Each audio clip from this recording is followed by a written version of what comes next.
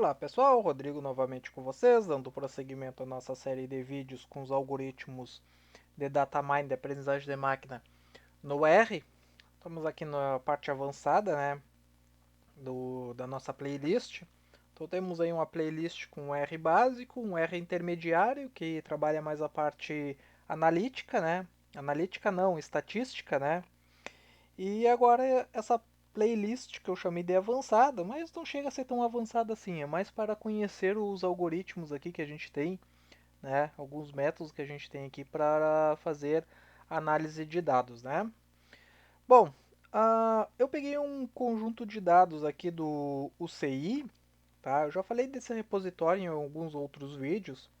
Aconselho vocês a darem uma olhada, tá? Então o nome desse dataset aqui é The Full of Credit Card Claims Dataset, tá? Então ele é composto de 24 atributos, 30 mil instâncias, então um conjunto bem bom, né? Bastante instâncias aqui. Aqui tem mais algumas informações. Basicamente ele é um conjunto que foi utilizado nos cartões de crédito usados em Taiwan, tá? Aqui tem algumas informações e aqui tem o paper, né? O artigo escrito sobre esse dataset, como que eles utilizaram. Tá? Eu até peguei o dataset, peguei aqui o paper deles, tá? E dei uma lida aqui para entender mais ou menos o que eles tinham feito, tá? Então eles pegaram algumas técnicas, né? Por exemplo, fizeram classificação utilizando o Naive Bayes, o KNN, redes neurais, árvores de decisão, tá? E aí fizeram a comparação entre as técnicas, tá? Aqui está descrito também o conjunto de dados, tá? Aí o que eu fiz? Vocês podem ver aqui no UCI, tá? Vocês podem ver aqui em Data Folder, tá? Ou ah, aqui para o dataset, né? Discriminator e baixar aqui o, a tabela em XLS, tá? O que eu fiz? Eu já deixei pronto para vocês em CSV, tá? Então converti em CSV, deixa eu mostrar aqui para vocês. Já está aqui, tá? Lá no GitHub eu vou deixar tudo lá disponível. Então esse aqui é o dataset que eles deixaram disponíveis, tá? Tá em XLS, né? Eu já converti para CSV. E se vocês observarem aqui em cima tem essa linha aqui, ó, X1, X2, X3, X4, tá? Então, para fazer a importação para o R, eu eliminei essa linha aqui de cima, tá? Então tem credit, credit 1. Credit 1 tá sem essa linha de cima, tá? Então a gente tem aqui o identificador, a gente tem o crédito oferecido, né? A gente tem o sexo, a educação, o estado civil, a idade. Aqui os pagamentos, né, nos meses, se não me engano, começa em setembro, outubro, novembro, dezembro, janeiro e fevereiro do outro ano, 2005, se não me engano, são esses dados, tá? Então, menos um é se ele pagou.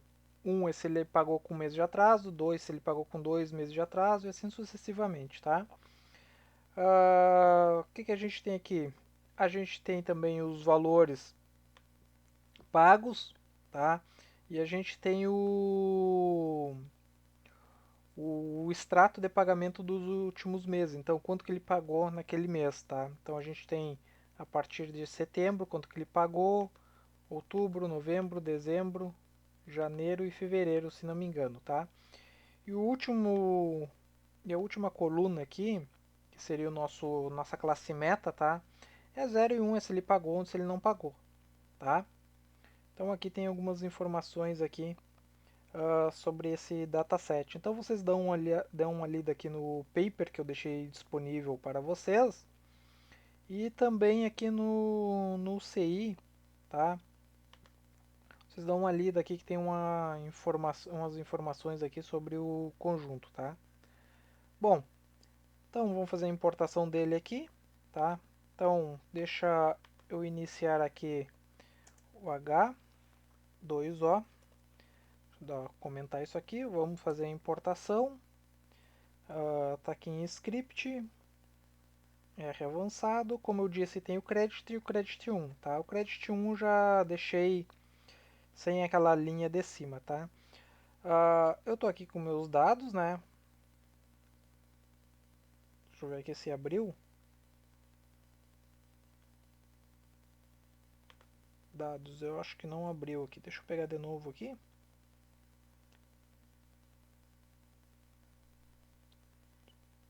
Deixa eu...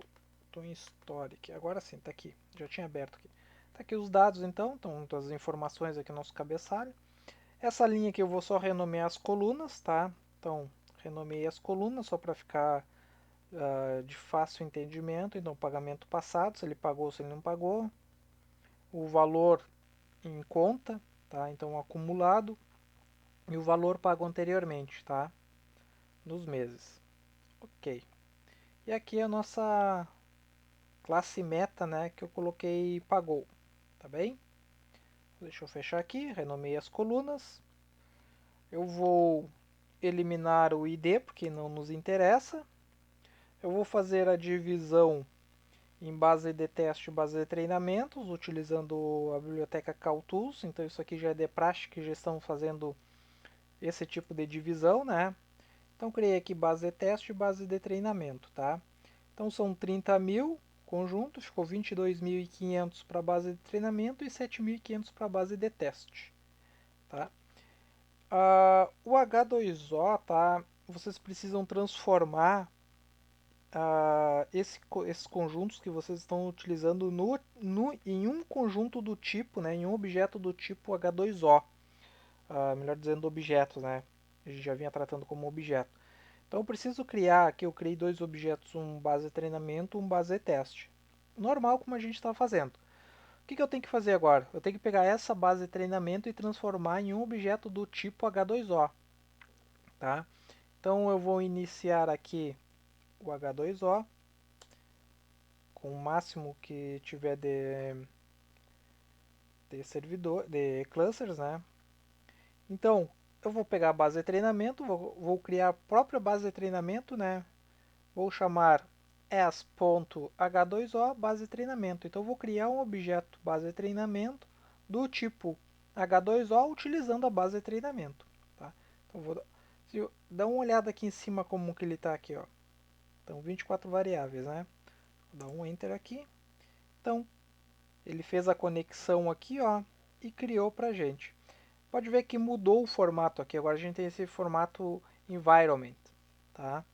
Então ele estava num formato data frame, né?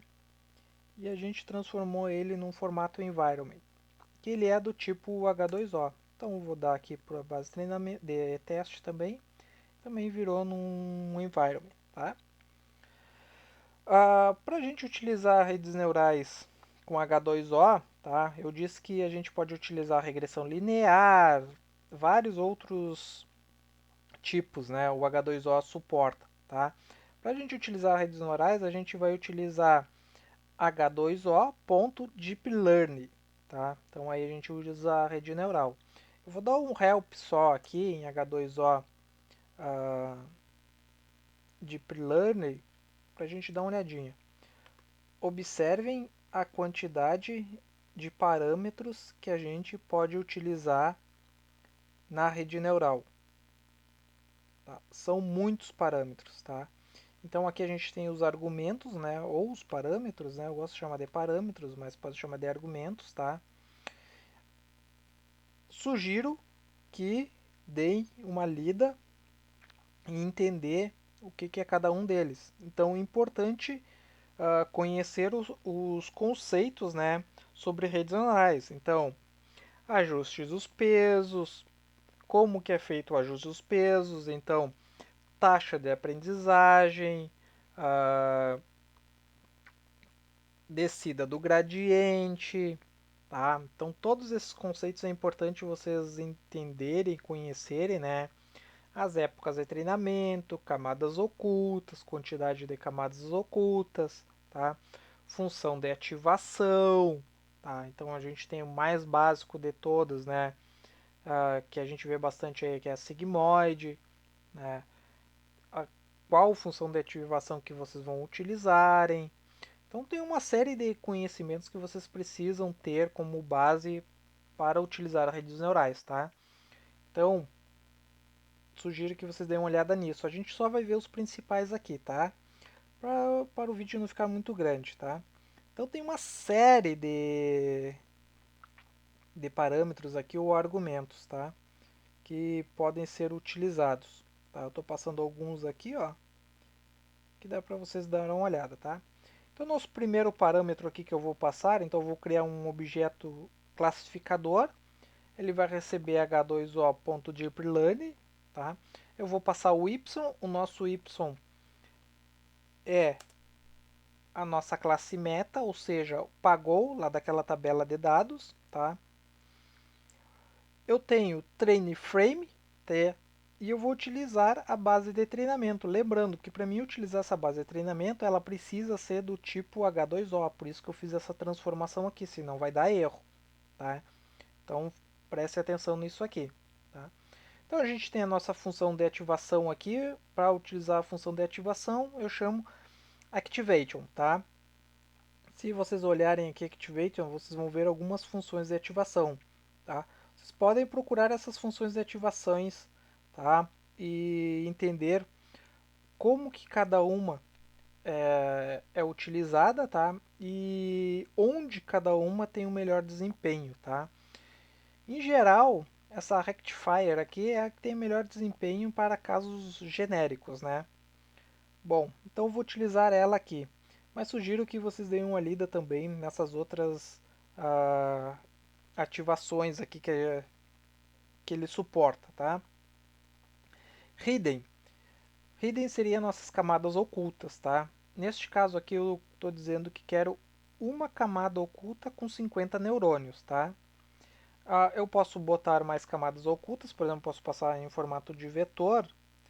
Eu posso dizer que eu quero duas camadas com 50 neurônios cada. Tá? Eu posso ter uma camada com 50, outra com 25. Bom, aí depende de vocês. Tá? Eu posso ter 500 camadas com 50 neurônios. Tá? E aí vocês que determinam as camadas de vocês. Eu vou deixar 50 aqui por enquanto, tá? Só para a gente fazer um teste rápido. Lembrando, redes neurais demanda de um recurso computacional bem alto, né? Bem grande. Então, quanto maior o número de camadas ocultas, mais cálculos vai ter, mais ajuste dos pesos, né? Então, vocês têm que balancear o conjunto de dados de vocês com, né, as camadas ocultas que vocês querem determinar, tá? Lembre-se sempre do recurso computacional, tá? Bom, seguindo aqui, outra coisa que eu vou determinar é as épocas, né? Então vou deixar como 1000 aqui, ou seja, eu vou fazer 1000 ajustes dos pesos, né? E esses aqui são os parâmetros principais aqui que a gente precisa utilizar, tá? Vocês podem utilizar outros? Podem. Por isso que eu disse para dar uma olhada aqui nesses parâmetros, tá? Mas para utilizar, que a gente tem a taxa de aprendizagem, ó, tem várias coisas, tá? Momento, outro conceito importante sobre redes neurais, né? Então, para vocês utilizarem, é importante conhecer o conceito de redes neurais. Então, estudem bastante para vocês poderem utilizar isso, tá? Esses aqui são os principais aqui, e já dá para a gente dar uma brincada, né? Eu vou rodar isso aqui e eu quero que vocês vejam como é que ele vai funcionar, tá? Vou dar um Ctrl Enter aqui. Ele começou com 0% aqui, ó. Agora 1, 3. E agora ele está fazendo esse classificador, né? Ele está rodando o algoritmo aqui de Deep Learning e criando o meu classificador, tá? Isso ele está conectando lá no servidor esse remoto que eu fiz a conexão, que eu fiz com o init aqui, tá? Então conectou lá, está passando todos esses dados lá dentro e está criando o meu classificador. Lembrando que eu tenho uma base de treinamento com 22.500 registros, tá? Ou instâncias. Então, dependendo da base de vocês, pode demorar um pouquinho, tá? Eu deixei só com 50 neurônios aqui. Se colocar mais 50, ele vai demorar bem mais, tá? Porque daí tem todo o ajuste dos pesos e toda essa função da rede neural. Tranquilo? Bem, ele já rodou aqui, então ele já criou o meu classificador, tá? Eu tenho as minhas previsões agora aqui, eu posso criar previsões. Para criar as previsões eu posso dar um h2o.predict, tá? Posso mostrar aqui o classificador, deixa eu botar aqui classificador primeiro. Então eu criei o meu classificador aqui, ó, eu posso dar uma olhada nele, tá? Eu tenho algumas informações interessantes, então bastante coisa aqui que eu posso analisar, tá? Uma coisa interessante aqui que é o mini batch size, né? Que isso aqui significa para quantas vezes ele vai fazer o ajuste dos pesos, né? Ou seja, ele está 1 aqui, então ele vai, toda vez que ele passar, ele vai fazer o ajuste dos pesos, tá? Então tem outras informações aqui que vocês podem consultar. Eu não sei se a gente consegue dar um plot nisso aqui. Eu não sei se é no plot no classificador ou no outro, mas eu acho que é no classificador que a gente consegue. Deixa eu dar um plot, legal, aqui ó. Plot no classificador, tá? Então aqui eu tenho o erro, né? O erro de treinamento e aqui eu tenho as épocas. Como eu coloquei 1000 épocas, eu posso ver que o erro começou bem alto, né? E aí ele foi ajustando os pesos, aí ele chegou até aqui. Depois ele subiu um pouquinho o erro, aumentou, tá? Ele continuou treinando, depois ele foi ajustando os pesos novamente. Lembrando que o conceito de redes neurais, o ajuste dos pesos, né? O que é o conhecimento de uma rede neural? É o melhor conjunto de pesos possíveis, né? E esses pesos a gente tem que sempre procurar o mínimo global, né? O menor erro possível, tá? Então neste caso aqui ele chegou aqui seria um mínimo local, né? Ele aumentou um pouquinho, depois ele baixou aqui, ele veio para cá, então chegou outro mínimo local aqui. Aí ele subiu um pouquinho, conforme ele treinou, ele foi aumentando o erro e depois ele já aprendeu mais. Então ele veio aqui embaixo, depois ele deu uma subida e depois ele caiu para cá. Tá? Então a gente teve um erro bem baixo aqui. Beleza? Então a gente consegue dar um plot aqui no classificador e ver o erro pelas épocas, né, de treinamento, como é que se comportou. Legal. Bom, vamos criar as previsões agora. Então, previsões, vou criar um objeto do tipo previsões, né?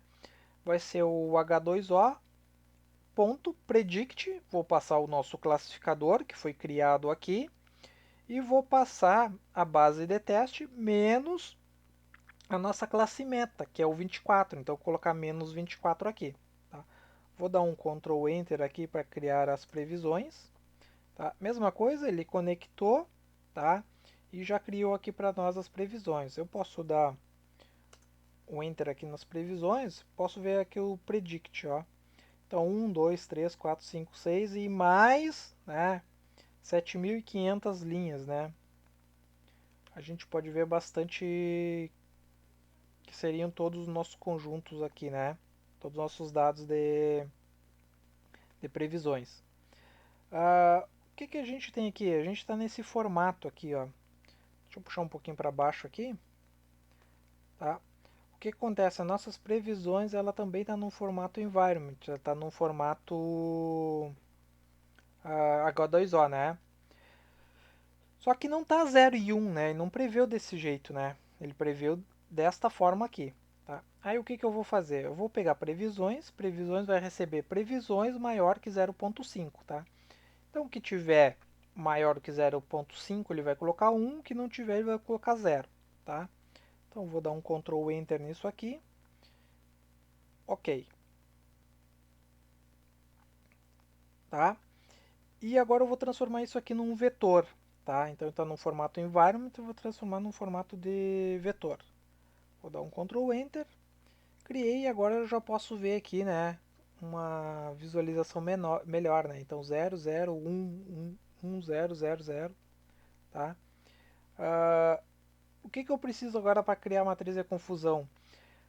A base de teste. Só que a base de teste está num formato H2O. Então agora eu tenho que transformar tem que tirar daquele formato, né, e transformar num formato data frame.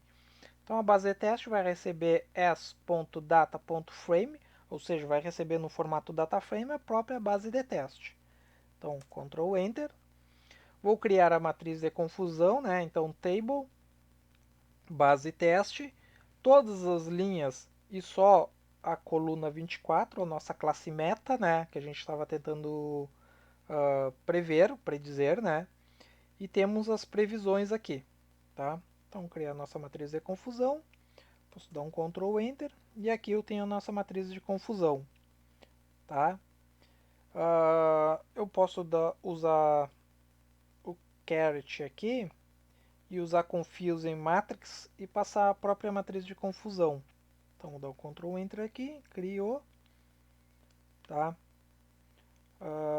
Eu posso dar uma olhada aqui na acurácia, ele chegou em 0.8, né? 80% de acurácia. Legal. Deixa eu aumentar isso aqui. Eu vou colocar 50.